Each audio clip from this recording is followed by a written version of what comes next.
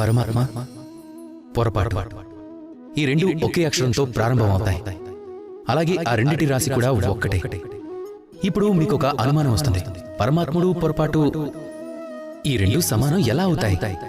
వాటికి చాలా గొప్ప సమానత్వం ఉంది. రెండు ఒకే అక్షరంతో ఆరంభమవుతాయి. అలాగే రెండిటి గమ్యం కూడా ఒక్కటే. పరమాత్ముని నమ్ముకో, తనపై విశ్వాసం ఉంచుకో, తనని స్వీకరించు. ఈ పని చేశావంటే మనోనేత్రంతో భగవంతుణ్ణి చూడగలవు. తను నీకు కావాల్సింది ప్రసాదించగలడు. పొరపాటు విషయంలో కూడా అంతే. మీరు చేసిన తప్పుల్ని ఒప్పుకోండి, సరిదిద్దుకోండి. అప్పుడన్నీ వాటికవే స్పష్టంగా అర్థమవుతాయి మీకు.